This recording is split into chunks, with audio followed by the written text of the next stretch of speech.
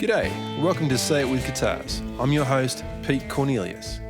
Each episode, I'll be digging deep and getting to hang with some of Australia's finest guitar pickers, songwriters, producers, collectors, and makers. I look forward to bringing you these fun conversations, and I hope you enjoy Say It With Guitars. Hello out there, listeners. Thanks for joining us for yet another thrilling episode of Say It With Guitars.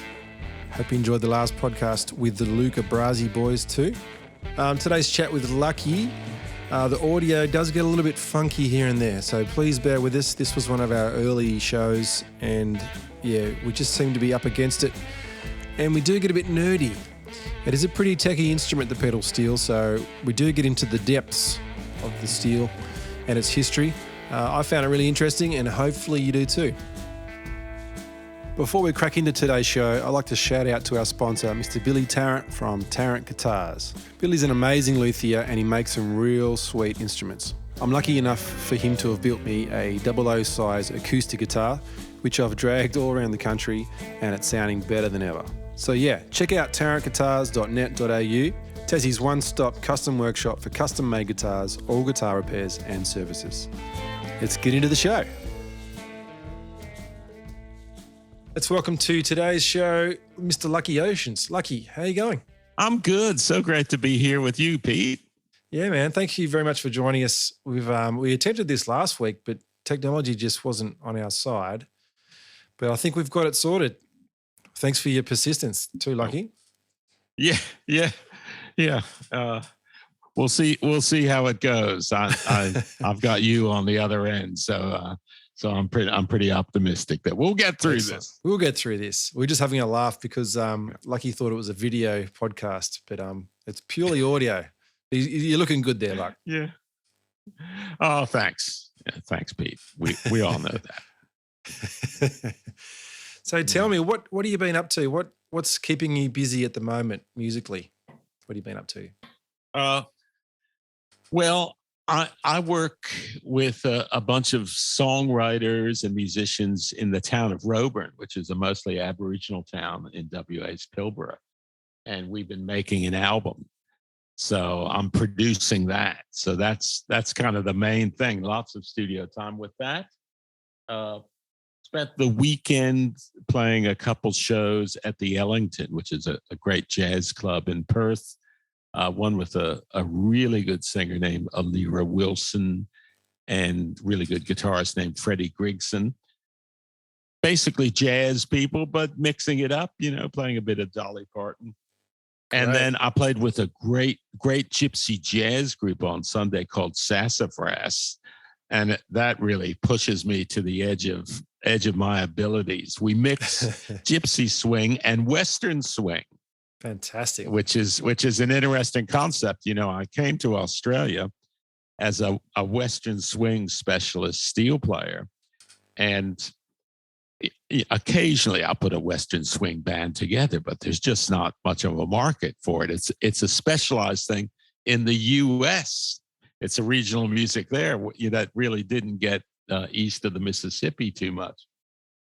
So what I've done in the past is I'll play some country gigs and I'll play some jazz gigs, which are the two main elements of Western swing. I just split them up, but it's nice with this gypsy jazz group Sassafras to be able to do some Western swing with Django style guitars. How do you approach that musically? Do you have to think of it as a different sort of scale family, or do you just sort of bump the tempo up about 50 BPM and just go crazy? Oh my God. Some of those tempos are just insane. These are young guys who play really fast. One of them actually, Lachlan Gear, who played one of the guitarists, he got inspired to play gypsy jazz from hearing something on the Daily Planet, the old radio show that I presented with, which is great. I meet these people all the time. But yeah, the Western swing and gypsy swing are similar. They share a lot of the standards the old jazz standards of the 20s and 30s, like Right or Wrong, or I'll See You in My Dreams. Those are played by both Western swing and gypsy jazz musicians, which is interesting because they're two, gypsy swing is a French gypsy interpretation of jazz. Yep. Gypsy swing is, and Western swing is like a Texas fiddler interpretation of jazz. But yeah, Pete, doing lots of stuff, always writing some songs. I've been experimenting with pedals. COVID has when it first started in 2020 and there was no gigs around, I took up harmonica again. I played harmonica when I was a teenager. So I started doing that, started playing a bit of piano. Yeah. And then recently I went, well, why don't I experiment putting pedals on the pedal steel? So, I got like a Strymon Big Sky standard thing because, steel is so much about reverb. I thought, well, you might as well have the best reverb there is. Yeah. But I'll show you my latest plaything. All right. Let's hear it. There's a thing in Western swing guitars where they go boo wah, boo wah. I'll show you the sound of it just by doing this. This is more accurate. Yeah.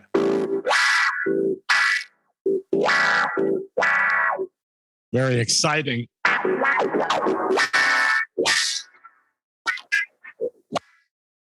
So the way they used to get that was by having a little push button on their steel guitar that would, when you pushed it, it would eliminate all the treble tones. So it's like this. Right. What I did was I got a little mini wah volume pedal, and I've mounted it like on a shelf coming off the back leg of my pedal steel so I can work it with my elbow. So spring kind of thing, or a lackey band around it. So it reverts to off position, full bass position. So I've when my elbow isn't pressing down on it,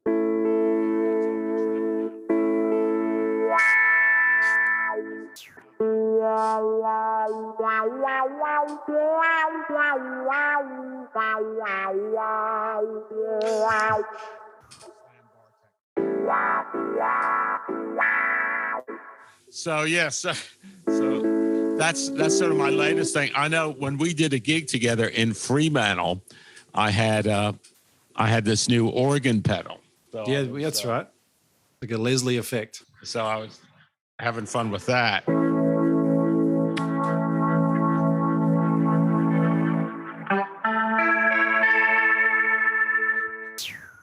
I'm not much of a pedal guy. Pedal steel players are not really so much pedal people as a rule. With guitarists, it's almost like part of your rig, your amp, your guitar, and your pedals. Yeah. So I've had to kind of force myself into that area, but it's been really interesting because with pedal steel guitar, I just feel like there could be a lot more experimentation with the sounds and techniques of it. It is a very traditional instrument in that way. It's generally just reverb, maybe some delay for a bit of texture perhaps, and you've got your swell pedal, like your expression pedal under the board there. On my right foot. So that's an essential part, and you hear that when on your country licks, like I'm pressing that down slowly, so a note sustains, for a long time. But the steel, when I took up steel and shortly before, like in the early 70s and late 60s, the pedal steel guitar was a very new instrument. And it was a very exciting time because new ways of building them and new ways of playing them were being worked out. Um, so, shall I run you through a kind of potted history of the steel guitar and pedal steel guitar? Yeah, I'd love to hear a bit more about the history of the steel. I'm pretty sure that, well, I don't know. I don't want to presume most of the listeners, don't know anything about it, but it's always, yeah, coming from a master like yourself, it's always good to hear a bit of its background for sure. Hit me. Okay, well, it's in the early part of the 20th century, Hawaiian music was a craze. It was very popular. Like the tango was popular, like mandolin music was popular. And that happened when some Hawaiians came over and played some exposition, I think in Chicago. And that was a sound, the sound is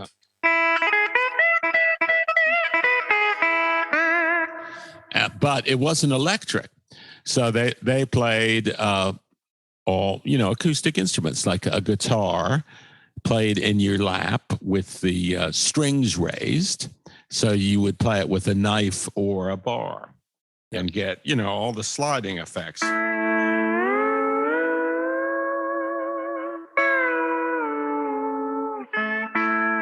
And Pete can see it while we talk, but you listeners can't see it. I'm actually bending the bar as I go up because playing steel guitar is like playing guitar with one finger. It's pretty limited. So if I'm tuned to an open chord and I go up 5 frets, just like A, D, E, A. But if I go up and bend the bar, I can get another position of A, by bending the bar forward or backwards. Yep. So people worked on that. There were some great Hawaiian players, Saul Hopai, who crossed over into jazz because it was becoming the jazz era. And then people started investigating almost at the same time resonators and electrifying instruments.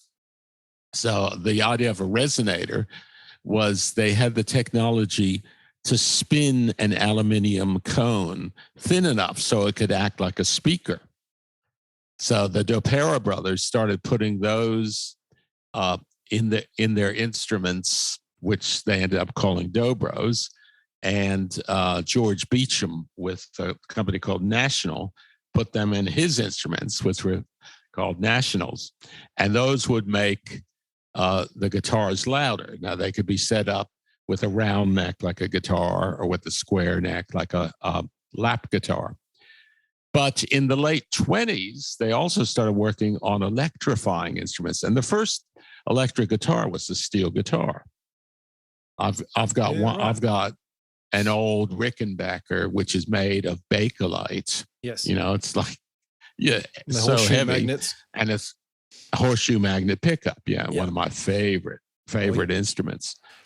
And so those developed and Western swing started coming out. So in addition to Hawaiian music, you started to have these electrified steel guitars on Western swing and country music. And the players who were playing them, they went, well, this is like playing guitar with one finger. So the early tunings were G tuning or A tuning, which is just A tuning would be A, C sharp, E, A, C sharp, E. Very, very limited, very sonorous, but limited. And an E tuning, which was similar to what you'd use in open D or E on a guitar. But they started going, well, I can only get major chords. So they might put a 7th into the tuning or put a 7th and a 6th, make a E13th that would sound like this.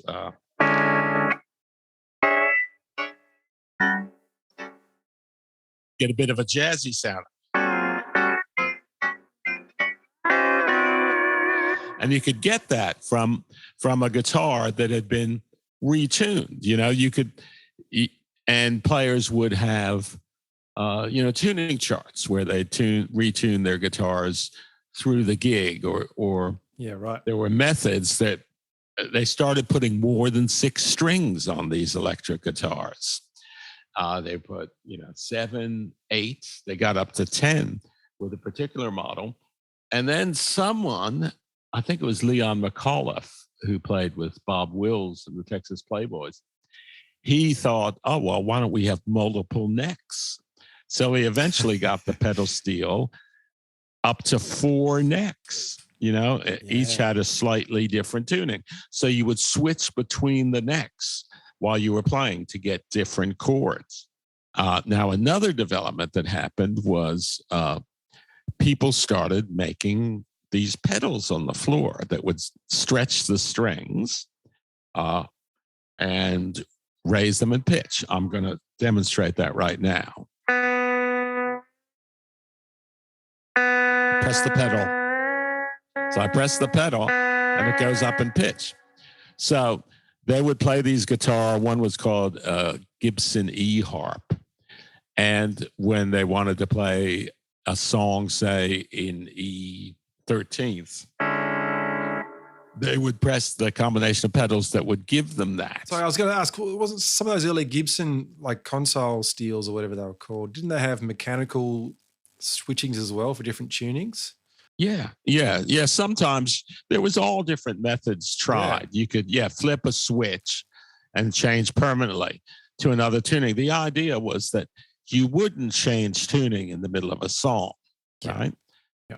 So it went on like that for a while. Players reached, a very high standard of playing.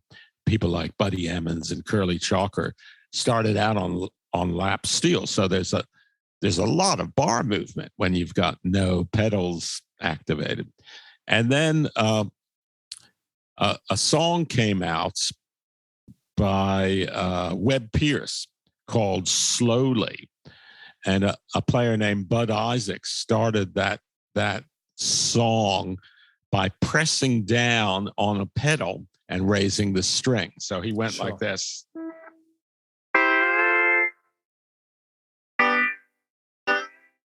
So press pedal, unpress pedal, to another fret, press pedal.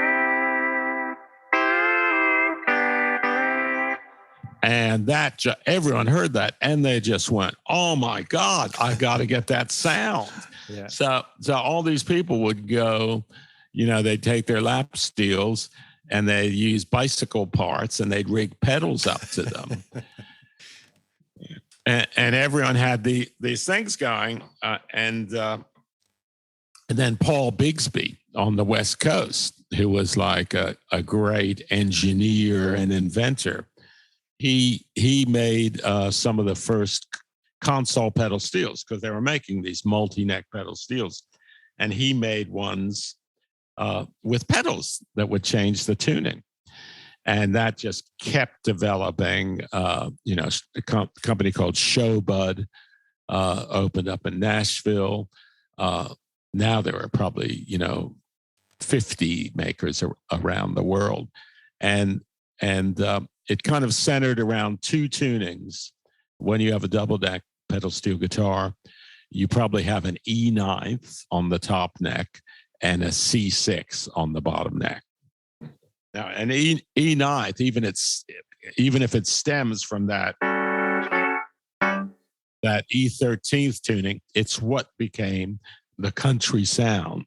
Yeah. And it's what you hear in, 99% of steel guitar recordings. So, you had that Bud Isaacs thing. But then you go.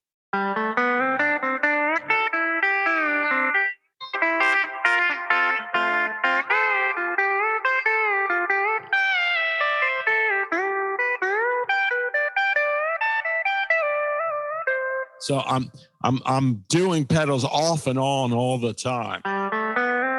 That's a pedal. That's a pedal. That's a pedal. Yeah. So I'm able to bend one note and keep other notes stationary.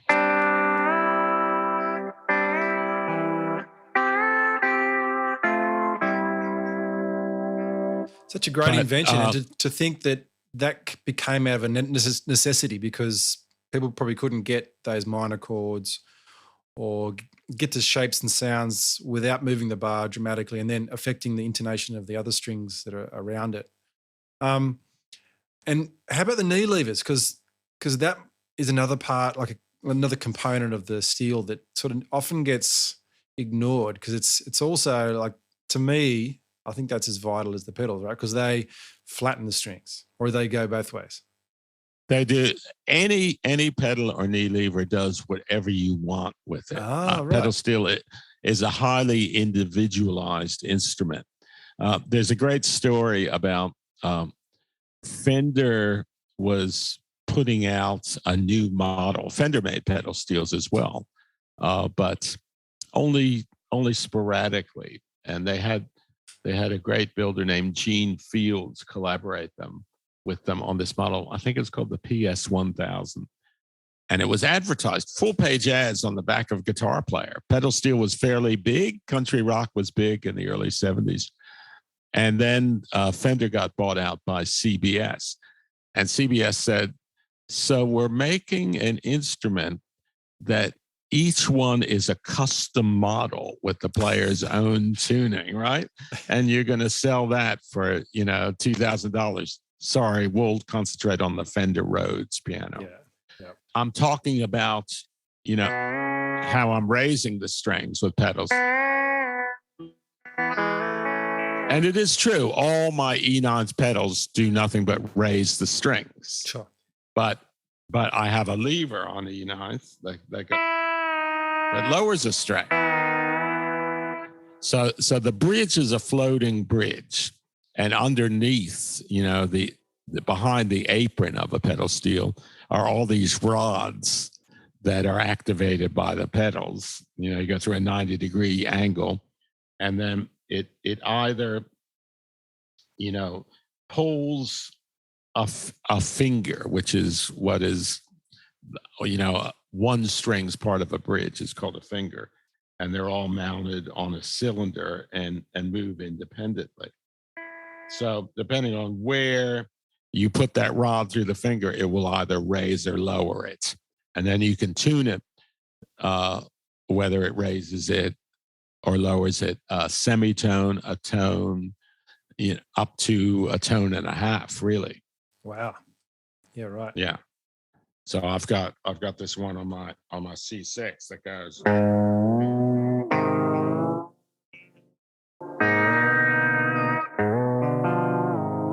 It raises a tone and a half. So yeah, the knee levers, they were just being invented when I started playing pedal steel. So you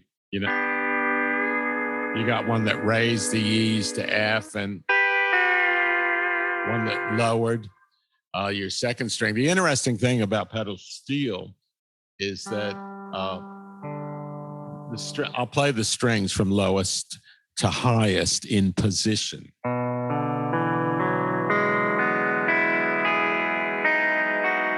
They go down. The highest string in pitch is the third string, because it's like playing a guitar with one finger. So they made it so you can get a major scale from one fret. I'm doing this with no bar.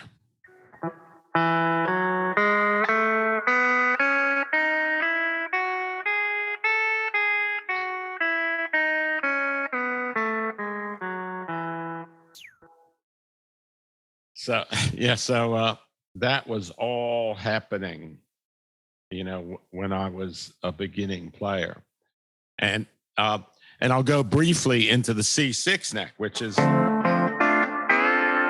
started from the C6 tuning, which was popularized by a great player named Jerry Bird.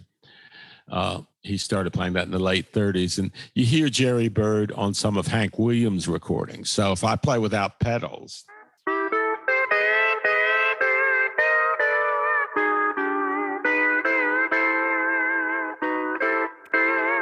it's a distinctive sound. Yeah, it's beautiful. it puts you right back into that Hank Williams time. Yeah. But what they did was they added low strings. So you can go.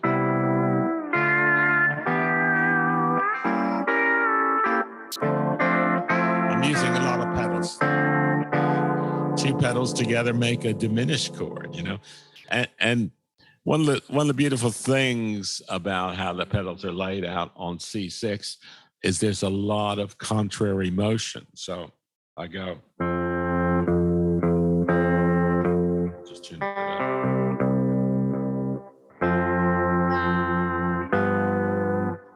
up. Bottom string raises, top string lowers. This is all on one pedal. Sure. Oh, nice. Right? So I go from like a C chord to a D7th chord. Or I go from C7th to an F7th. So you asked me what I was doing. One of my sort of obsessions at the moment is counterpoint on steel. And by counterpoint, I mean contrary motion. It's something that you can do a little bit easier on steel than say, guitar. So I go.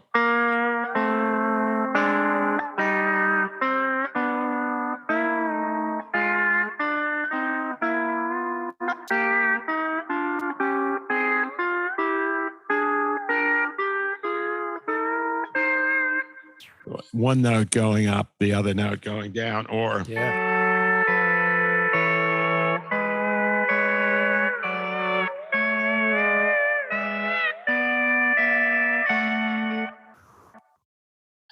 so that's the way I kind of approach steel. Is I get on an obsession. I mean, the contrary motion thing has been going for many years,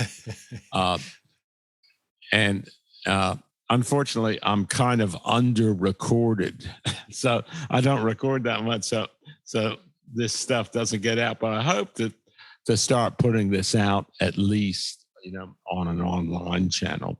I'm kind of an open string nut as well. I like to learn all my scales by hammering the bar on. Hammering on the bar is a thing that's done more in bluegrass dobro, which is a resonator instrument tuned to GBD. But I like to do it on steel.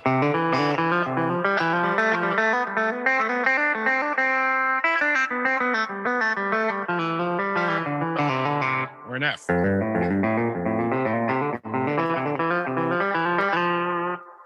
I guess it's a faster approach too, right? You can get to the notes cleaner and more efficiently. Yeah, exactly. Yeah. Because on steel, once again, that one finger limitation, but you don't quite have the thing on guitar where you can lift your left hand and mute a note.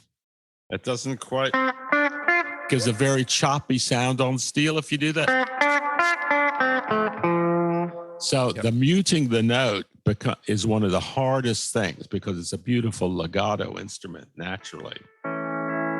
So you do this technique, and I did this when I broke my left hand when Asleep at the Wheel was starting off in West Virginia. So I worked on my right hand, and you're essentially bouncing. You can hear my hand bouncing against the muted strings there. So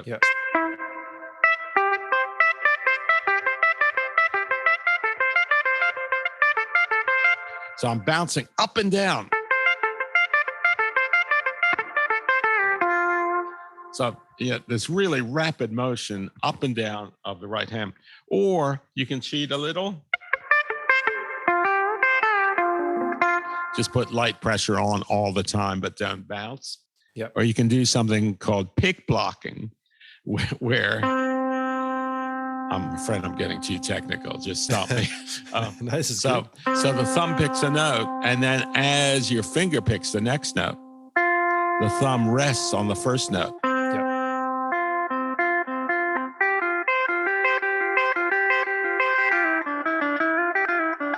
A more legato style, less staccato style than the jumping up and down muting method. That's great. And I guess a lot of those techniques would have come from banjo style instruments too, right? Or with the finger picks and sort of doing that fast legato style. Yeah, I don't know. It's a really good question. When did finger picks, start, and on what instruments? Yeah. Because I know, banjo went from being a kind of claw hammer thing to being, the bluegrass 2 finger picks and a thumb instrument. I wonder if that came out of like necessity for playing for like longer hours, or maybe for louder style concerts. Because, absolutely, with just flesh on a string, you've only got, so long until your finger falls apart.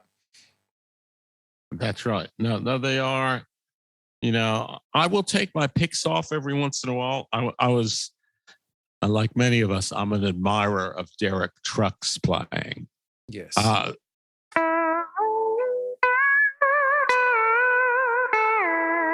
So you can kind of get that beautiful, exciting vibrato. But then I went, what if I take my picks off?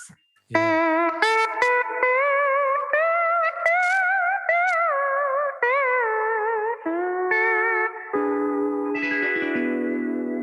So it's good because it reduces your facility. So it causes you to, express a bit more. Yeah. Yeah.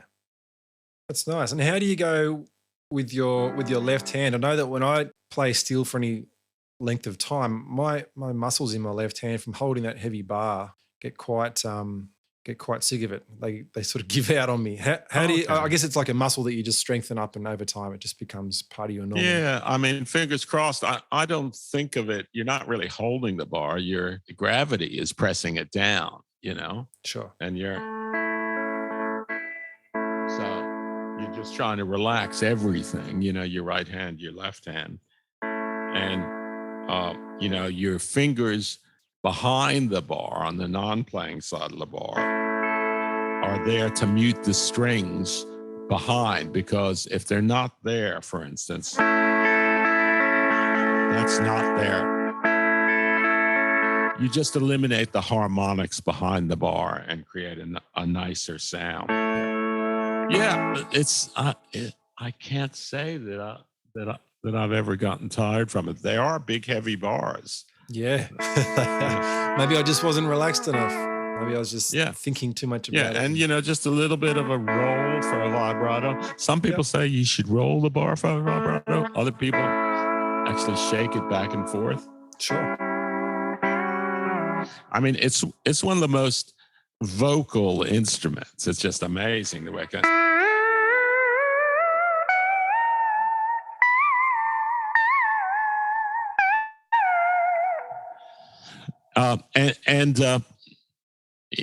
When I look back on the first steel I heard, because I'm not, I was raised in a suburb of Philadelphia, even though there was country music there, it wasn't the prime thing I was listening to. My parents listened to jazz. Sure.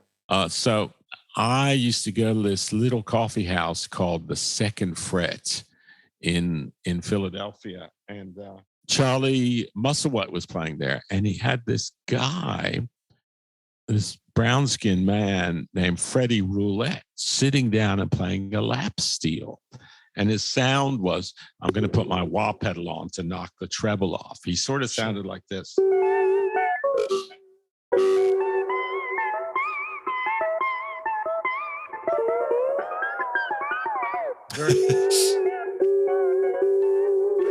Sort of that E13 sound. But very, very loose in his intonation conception. Yeah, so when I was young, I just loved the country blues players. Son House and Mississippi John Hurt, Skip James. I saw them all, like, in Hopkins. Great. So it was odd that after having, my parents listened to jazz and all the rock I listened to and the blues, that I would start playing country music. But that was a sleep at the wheels thing. We were into country music and Western swing. So it wasn't until the 90s when a guitarist named Steve James sent me this tape called Sacred Steel. And it was about the African American players who had a bunch of churches that featured the electric steel guitar in their music. Sure. So, and it was like, that was the king of the instruments, that was like how people got to ecstatic experiences by riding the waves of the steel guitar. And that's, a lot of people would know Robert Randolph. That's the tradition he comes from. Yeah. So my wife and I went up to see Chuck Campbell of the Campbell Brothers. He lived in Rochester, and Chuck and I, we just like set up in his basement. He at the time was working for the Rochester gas company, so he was on call all night. So we'd set up in his basement, and he had like a white man's pedal steel, tuned up to the country way. Yep. And then had his own tuning, and then he would get a call and go check a gas leak and come back, and we played all night. And we played a couple gigs since then. We played at the great club Iridium in New York, and it was just a revelation because it's just so different the way they approach it. Same tuning, but I was listening to someone talk about it just the other day. It's still a living tradition, and he said, first we learn one string. Hey, I'm just going to interrupt here for a brief moment, folks. We have stumbled across some more audio issues. Lucky's steel sort of cut out a little. So we're going to jump in, hopefully where we left off, with some slightly cleaner audio. All right, here we go. So you're saying how the Sacred Steel guys would go up on one string, more like a Indian style. Yeah. And they would do that really vocal, and they were using all these pedals. I said pedal steel players didn't use pedals. Well, they're using wah. Wah is a main thing. The Morley wah pedal is like their mainstay, and distortion. And Chuck would have like a fractal right in the beginning, and he had a feedback creator. I used to go and buy whatever pedals Chuck had, So chasing down all those expressive options. And also, lots of strumming. So I've got some pedals, because pedal steel, because of that one finger thing, the voicings of the strings are quite close. Some strings are only a tone apart. Those three strings are just a tone apart. I'm playing them open. So the Sacred Steelers have a way of getting rid of those non-chordal tones, with levers, right. So they can just strum. So I've got a pedal on my C6 that takes that 6 sound out, just turns it into like a chorusy kind of triad.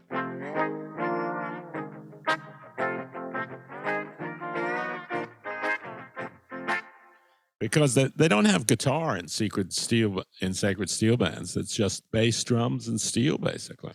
So would that be emulating someone, say, playing a chord on an electric guitar, sort of strumming away? Is that the point of that, you think? It is. Yep. Yeah, it is. Yeah, sometimes there'll be a guitar in the band, actually. I lie. But, the steel is just the king of instruments. So, so that, so I try to integrate that into my playing. And, of course, I'm always studying jazz. There's, once again, a post-COVID thing.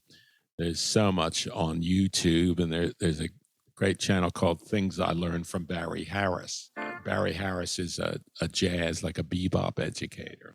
Oh, wow. And one of his theories is the bebop scale is, it's actually 8 notes. Let's go. 1, 2, 3, 4, 5. Sharp 5. Yeah. And that really works if you divide, you have to go see Things I Learned from Barry Harris. But you can make that scale from a succession of, say, C6 and D diminished chords like this.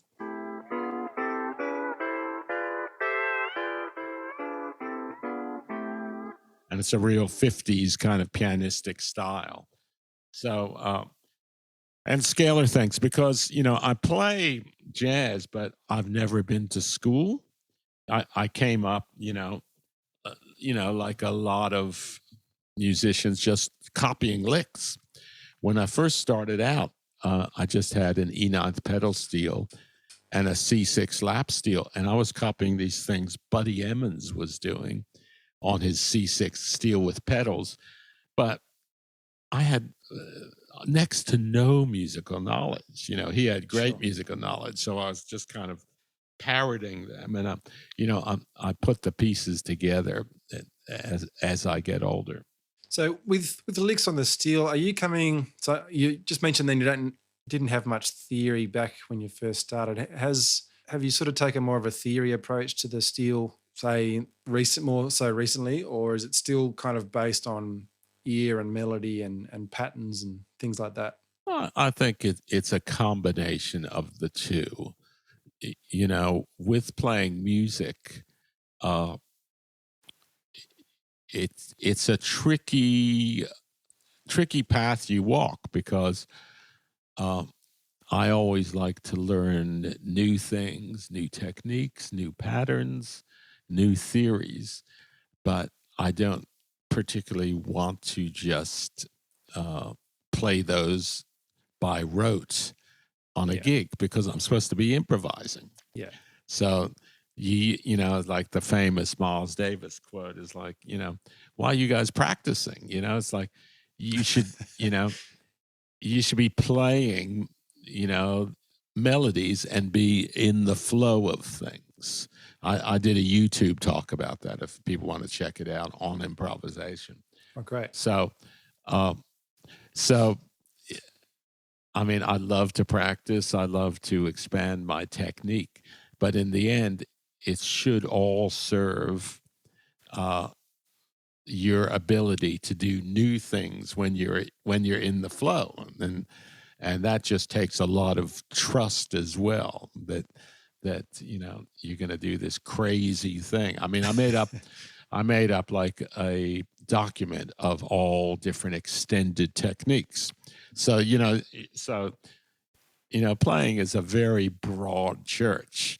You have all these jazz theoretical things, and how sacred steel players play and how country players play, and then you have like extended techniques, like I can drag the bar on the strings, like I'll adjust my computer so you can actually see me.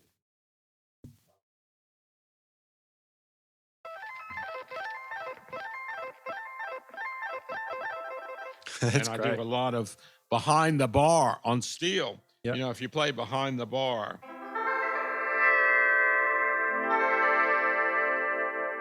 on the non-pickup side of the bar, you and keep your fingers off the strings on your left hand, you get a sort of chorusy effect, because you've divided the strings up into almost equal portions.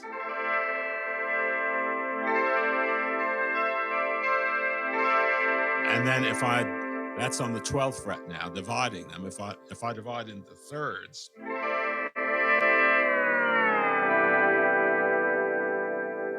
my notes go up a third. So that's beautiful. Yeah. It's just something that hasn't been explored much. I mean, I did a free improv gig last year where I put a pickup on the wrong side of the guitar. So you picked up all those. Right. All those tones. So, I'm interested in prepared guitar. Actually, one thing I wanted to ask Jeff Lang when he was on the show was, because he recently had a lap steel built for him from a guy, actually, I think out in Western Australia. I think. Yeah, it's my friend Ross Cool. I was just talking to him this morning. Yeah. Yeah, right.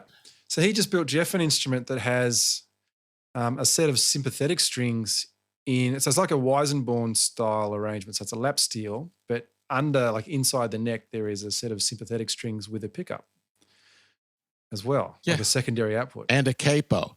And a capo. So Yeah. he has capos on both necks. So Yeah. so in other words, if he's tuned to open E on his playing neck, and he can capo up to G, and he puts the capo up to G on the sympathetic neck. Yeah. I think it's such a wild. I don't know. Is that something that has been done before? I'm sure it probably has been experimented Well, with. Indian music is all about the sympathetic strings. Sure. Yeah. I remember I did a gig with Vishwa Mohan Bhatt, and like he really, I mean, the training you get in Indian classical music is just insane. You know, you practice 8 hours a day from whatever age you start. So I was outclassed in a way, but also the sound of the instrument. So they tune to a mode. So they tune all these sympathetic strings, up to about 20 sympathetic strings, to the chord that they're playing in, and that just rings out, and it gives it such a rich sound. Something that we try to recreate with reverb or something, but it's a poor equivalent. But so that's where Jeff is coming from, because I know Jeff is into Indian music as well, and it's a subtle thing, but it's a great thing. Now I have a little bit of that, because when I had this pedal steel made, not only did I have like this whole new tuning that I'm still learning and experimenting with, but I said, make the necks in stereo, so you have a pickup on both neck, right? And the normal thing to do in pedal steel is to mute one neck and play the other. Sure. But with this, I can get quite a good sound. I keep both necks open all the time because I switch between them quite a bit. So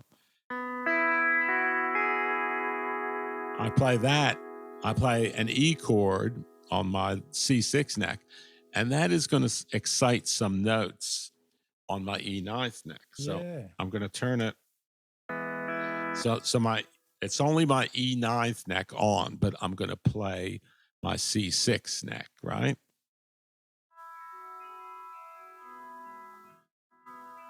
Yeah. Wow.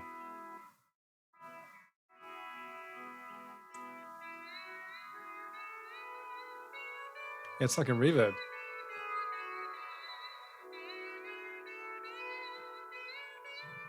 Yeah.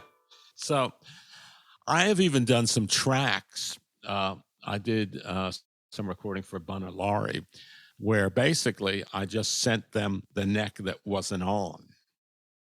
It's fantastic. You know, so you're just getting these resonances. Yep.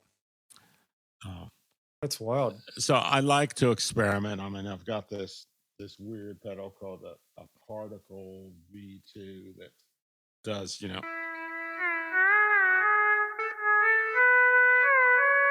I mean, the backwards thing is pretty standard, but it does a lot of other freaky stuff. I just have to figure out where to put it besides my late night practice sessions. Where does it fit musically? But I do have some ideas about that. And speaking of performing and playing in a live environment, tell me about your work with Asleep at the Wheel. Like, how did you guys all grow up together? Were you all inspired to play that music together, or was there like a ringleader? And tell me a little bit about that group. It was pretty dynamic. I mean, Ray Benson, who still leads the band after more than 50 years, he and I have known each other since we're about 4 years old. So we were buddies when we were growing up in the suburbs of Philadelphia. And he, you know, he was in a folk band. We sort of both did the folk thing together. He studied a bit of jazz. I got into blues. We split off, and then we met this other guy named Leroy Preston, who was a farm boy from Vermont. and Leroy was really into country music. So when the band moved to West Virginia, through a combination of circumstances, when we moved there to start a band, actually, because we weren't a band when we moved there, we played a lot of country music. So that's sort of where that went. But Leroy was an excellent songwriter, so we would play his country songs. And, it was a dynamic, ever-changing landscape where when we moved out to California, we got Tony Garnier on double bass. He's now Bob Dylan's bassist for many years, and Floyd Domino on piano. And Floyd was like a jazz player. So, and Chris O'Connell, great singer, was interested in, both country music and soul music. So, yeah, it was a dynamic evolution. And then we heard Western Swing. We heard Merle Haggard's tribute to Bob Wills, the King of Western Swing album.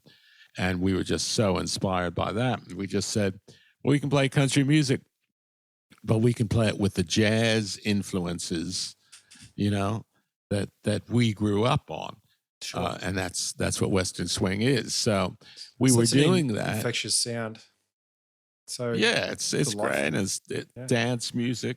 Yeah. And, we did that. We moved out to California on the invitation of Commander Cody and his Lost Planet Airmen, who were really Ray's inspiration to start the band. They were a tremendously exciting group of young guys, mainly from the University of Michigan, who played this mix of rockabilly and country music, and had a kind of apocalyptic, chaotic stage show. About 8 people in the band. They were just, and they had like a hit on a cover of Hot Rod Lincoln. Yes. So they were kind of a big deal. There's been a book written about them called Star Making Machinery, about the failed attempt to get another hit from them. They were like a one hit wonder. And I can talk a little about that in a while. But so they invited us out to California, and we hung out with a lot of people out there. There was a band called Clover. There was a kind of circuit of clubs around the Bay Area, Oakland, San Francisco, Marin County, San Jose. And we played country places and we played the rock places. A band called Clover ended up doing Elvis Costello's first album. They were the band for that. All right. And their singer, Huey Lewis, went on to have a solo career. And their multi-instrumentalist, John McPhee, is now with the Doobie Brothers. Mm-hmm. And Van Morrison was out there at the time. We shared our country music records with him. And then we started touring with Willie Nelson. And Willie said, what are you guys doing out here in San Francisco? You should be in Texas. We already had a record deal. We did moderately well with our first album. He said, and we were touring, we bought a bus. He said, so we checked out Texas, and we went, wow, it's really true. They got these old dance halls here where people still dance to Western Swing, and they still do it. They're still doing it 51 years later. So this is what I'm saying about Western Swing being such a regional style. Yeah. It is, but, there's enough of a market for it worldwide where, at least one band can make a living out of it. And that's Sleep at the Wheel. There may be other ones like Hot Club or Cowtown, like smaller bands. Sure. But part of that is due to my boyhood friend Ray's genius at marketing and business. We used to always make fun of him. We actually gave him a mock name called Bismeaux, Bismeaux, like a Cajun name. Yeah. Because he was always doing the business, and he proudly adopted it. And that's like a Sleep at the Wheel. from the time we moved to Texas, we always had an office. We had, a manager, secretary, staff. Wow. Yeah. So just always just do it professionally, booking agent. Ray was always schmoozing, we'd be at these functions, record company functions, and all us musicians would be, eating the free food, and he'd be, going to the most powerful person in the room and charming them, Yep. The rest of us, we just, kept working on our musical skills and hanging out. And he was just, he's always been all about the business. His son has taken over the management of the band now. Yeah, So cool. And you guys have just put a record that's out, the lesson there. right? Did you do we put a new record year? out. We were, I flew to Texas in March of 2020 to make the album, and that was like when COVID was just happening. And Oh, yeah. I ended up like escaping back to Perth, and they started recording the album, but Ray got COVID, and then we restarted it last year, like around May. So I did all my parts from here. My first vocal on the Sleep at the Wheel album, on a song I wrote, so I'm really happy about that. And then they toured it in October. This is like a reunion of the original band, Ray, Leroy, Chris, and I. And but I wasn't able to get over it because I just didn't know. It's hard to believe that was just last year, that we didn't know whether we could get back from a place. Yeah. But the tickets were going to cost $20,000. I was going to have to quarantine for 4 weeks. Wow. Yeah, so I wasn't able to do that reunion tour. Yeah. But hopefully there will be other ones. Yeah, hopefully so. And hopefully we can start to travel again. Yeah, no, that was just ridiculous. And you just didn't know whether you'd be able to get back. And I had some, I was musical director for 2 Perth Festival shows. You mentioned before that you might like to talk about like some of the business side of it. Yeah. Of it'd be music. nice to sort of see how that all works out for you. And only go into as much as you feel like. I mean, it's interesting how, you observe how great Ray was at the business.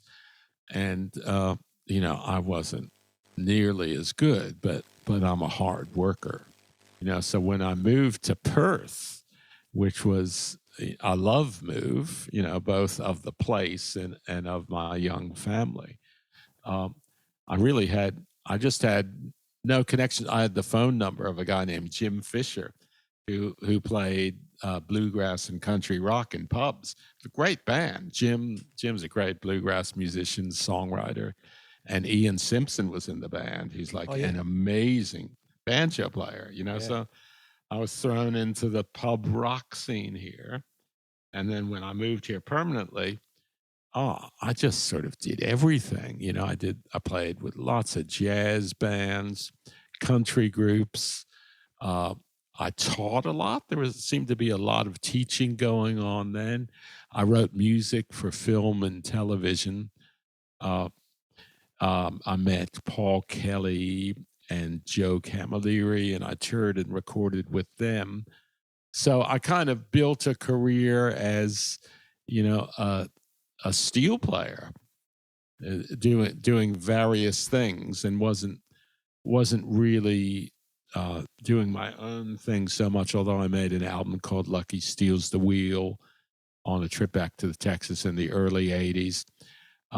Joined a band called Dude Ranch, a great country band. We made an album. At the time, Perth was rocking for live music. You could really... I always had until like a couple of years ago, I always had a Sunday residency. I usually had 2 residencies, so you got a good, padding to your income there. Yes. You knew you were going to always have those gigs. So especially having a family as well, bit of that extra mouths to feed. So you sort of a bit more pressure to make a bit of a living out of it. Responsibility. Yeah. So Yeah, and then I did a Musica Viva in schools program, which is you put together groups and you play in primary schools, and that's a great program that earns you money during the day. And then I got the job at the ABC presenting the Daily Planet, and that lasted for 21 years. So Yeah, that sort of took care of all that, and I was able to play music, still play music on the side. Yeah, it's been a sort of mixture of, conscious direction and taking, what was out there, probably as a lot of musicians do. Um, Probably not as much conscious direction as it could have been. sure. But not being primarily a singer, I'm a bit limited.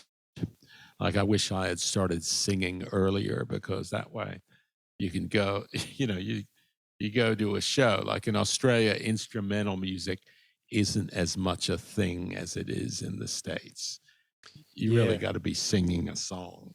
It's all about Uh, the story here, isn't it? There's always got to be some sort of narrative in that yeah. respect. So I started writing, in those Dude Ranch days in the 90s. And, you know, and I've been writing, I put a band together called Zydecaats, which was like, I started playing button accordion.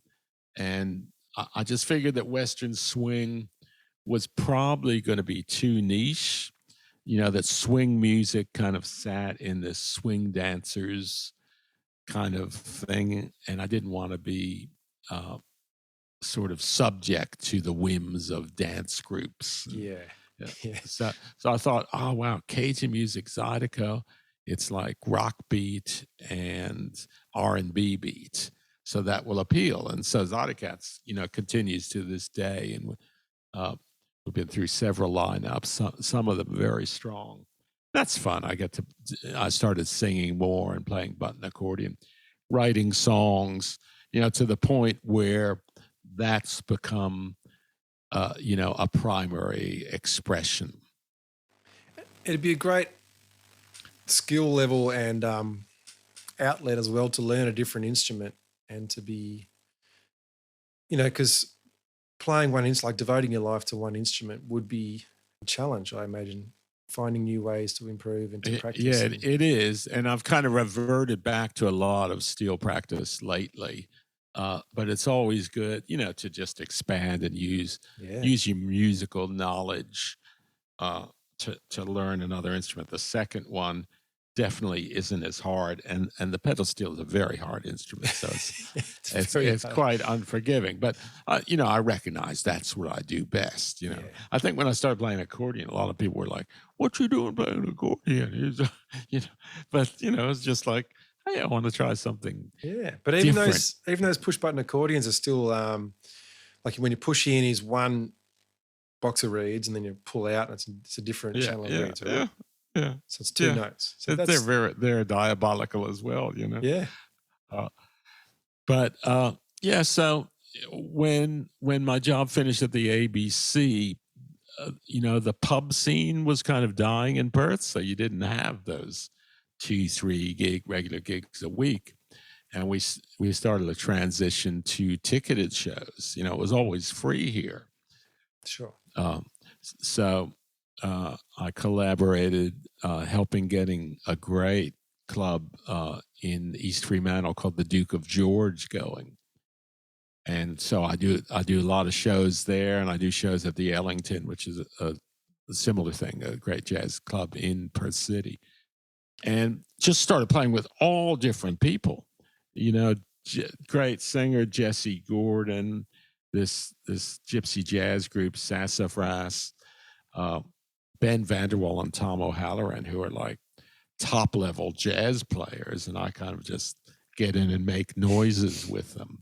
We have a group called My Name Is Nobody, and then of course the work with the Aboriginal community of Roebourne, being musical director. That's kind of tremendously a learning experience, Yeah. just incredible to do that. So, through the years, because I play country music and it's popular with Aboriginal people, I've done, a lot of work in the Aboriginal sphere.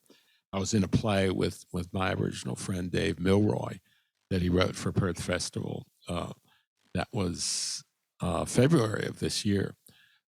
So yeah, just try to keep the projects um, interesting. So I'm to the point where I definitely have an album of my own songs that I need to record, plus an album of these pedal steel ideas. I made an album mostly of pedal steel instrumentals called Secret Steel Yeah. in the around 2006 with Dave Brewer on Yeah. guitar, and I still work those songs. That's what I did at the Ellington on Saturday was a lot of those songs.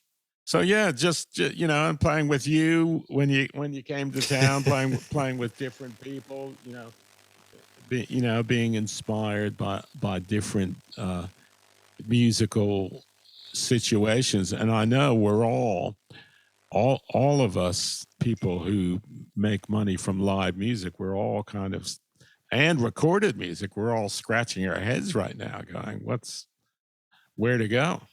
Absolutely.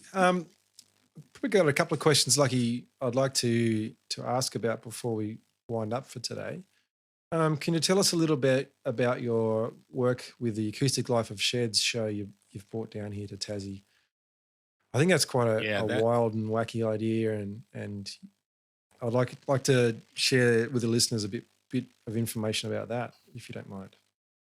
Yeah, well, that's a great idea. So I was talking about going up to Roebourne. I first went to Roebourne to write songs with prisoners in the jail there and to record songs that had been written there and in the community. And that was being funded and pioneered by a group called Big Heart, who are an arts for social change group headquartered in Northwest Tasmania. So their office is in Wynyard, and their CEO Scott Rankin lives in Sisters Beach, and one of their longtime staff, Andrew Viney, who's from Burnie, he came up with this idea, Acoustic Life of Sheds, that would happen in the northwest of Tasmania around Wynyard, where you invited 5 different musician composers to write a 20-minute piece to perform it in a farm shed. And these are free shows. So you'd have a Saturday morning show where you'd go.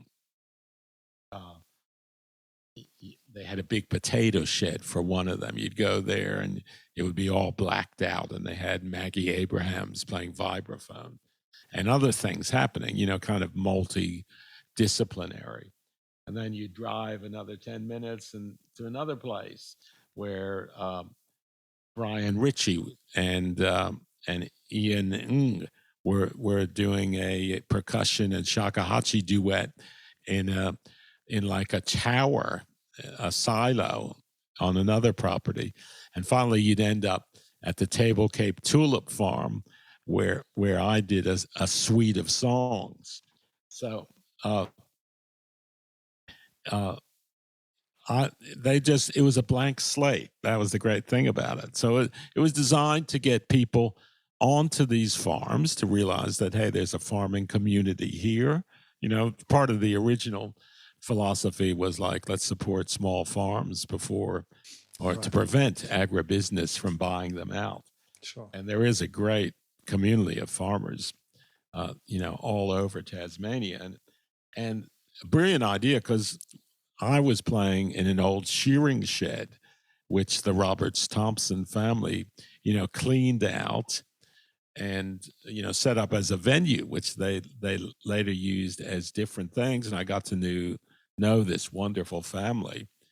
And it was basically carte blanche. So I would just come to Tasmania, and first year there, biannual, starting in 2015. First year, I did an instrumental suite with Conrad Park, who lives in Hobart, with Conrad on drums and stick. The next year, I did a suite of songs with Claire Ann Taylor and Nick Haywood on bass, Conrad on drums, and Paul Williamson on sax, where each song was in the voice of a 19th century Tasmanian from the area. So I went online to find the old newspapers on Trove and found these incredible characters, some guy who became an MP, William Moore was his name, so his story. And there was a fictitious pioneering bushwoman that Claire Ann sang about. There was a bush ranger. There was, a song combining some of the many, amazing characters from the North. What was his name? F.W. Alexander. He did the Alexander method. And there was an Aboriginal warrior who was actually hung in Melbourne. So, so that was 2017, 2019. I expanded it and did something with Heath Cullen, co-wrote songs with him. And we did a song about an artificial intelligence who lived in the shed. So just great program. It didn't happen in Taz because of COVID in 21, but it's so popular that Sydney Festival did it as Secret Life of Boat Sheds. And they're now talking, I think, with Amsterdam about doing it. So Big Art has this kind of genius of putting music in new contexts, and the great thing about playing in a shed is that it's a neutral space. So it's, a farmer opens it up and it becomes a community space, and people don't feel threatened by going there. They actually feel some ownership. So you could play the wackiest stuff and people would go, yeah, that's our wacky stuff, as opposed to, the silo thing of, our Pinhead, improvised music goes in the concert hall here. Yeah. But by mixing the venues up, I think there's a lot to be gained from that. Absolutely. And that's a great initiative, both to Big Heart and to yourself for taking that on too. It's another great way to diversify and to, be inspired by your surroundings and learn more about your instrument and, listen to others. And, I'll have to get along to a show. I don't know how I've missed them, but I have. So whenever it comes back they to were Tassie, tremendous. I'll have to. And, I write well to a deadline. Sure. I was like, we go to this beautiful place in, not Sisters Beach, but the Boat Harbor. And you're there for a week and you're like looking out over the ocean, and I'm going, this is my job to write songs. And I'm like, it's just awesome. I often think I should be writing, librettos for operas, because one thing that spurs me on is a deadline and an assignment. If I'm just sitting at home, I'm liable just to, make weird sounds on pedal steel guitar.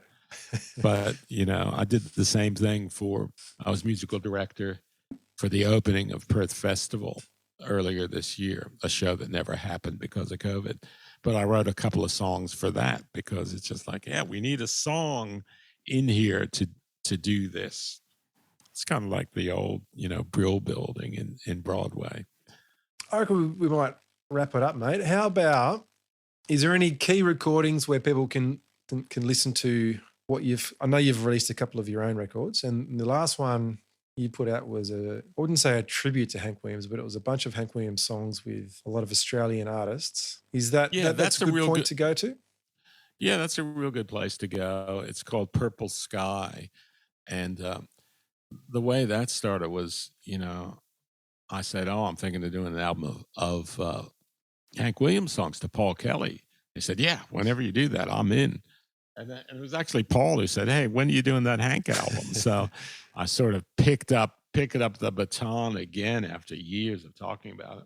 Sure. And we did the first recording, just Paul and I, acoustic guitar and steel, and I kind of pieced it together. I did some recordings at Casey Chambers, but some of the most interesting recordings were at Matt Walker's studio. He used to have a studio up in the hills of Melbourne. Yeah. And Matt's, actually, you should interview Matt. I'd love to get on the Matt. Yeah, he's a very interesting guitar player. He's just put out an instrumental album, I think, with Ben Franz. Oh, great. And actually, you're right. He has. So, yeah, I've known Matt, since he was a young man coming out to play the Bridgetown Blues Festival. We hung out together then. And his approach, like to these Hank Williams songs, it was really great. It was like, why should we just recreate them? Why don't we do something new? So the ones we did in his studio, we ended up rewriting the chords, changing the feel. Sure. And if you listen to them, every song is kind of significantly changed. And I just was so inspired by that, by that approach to it, because, maybe, I've got the chops where I could do an album that sounded just like Hank Williams, but why would you? That's been done before. Yeah. And it's been done really well.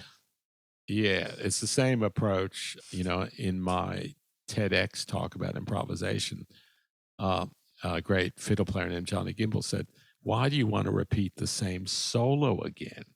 So it's sort of about that being in the flow. That's when we're happiest in music, is when we're being in the flow. And when you record something or compose something, it's like that flow of improvisation, but it's just slowed down a little bit. Sure. And relaxed. One of the things, I sort of say that I was 21 years at the Daily Planet as a kind of footnote, but it was really much more significant to me than that, because I was in charge of deciding what music we were going to play on the air. So I had developed my aesthetic skills, about evaluating this music. So, I would often hear that. You'd hear something that was like basically a recreation of an earlier style or sound. Yeah. And to be playable, it would have to be just so incredibly good, but if something was like kind of had a new edge to it, it would be like, wow, that's really interesting. And also during that time, I learned to evaluate songs, because you're playing songs. And I went like, is there really a reason to play this kind of half-written song that just sounds like every other half-written song? Yeah. So I became much more demanding, and that helped my own songwriting. Absolutely. So, that besides would rub off subconsciously for sure. Yeah. So besides, sort of being a great show that, that was part of the Australian musical community, it was a great learning experience for me.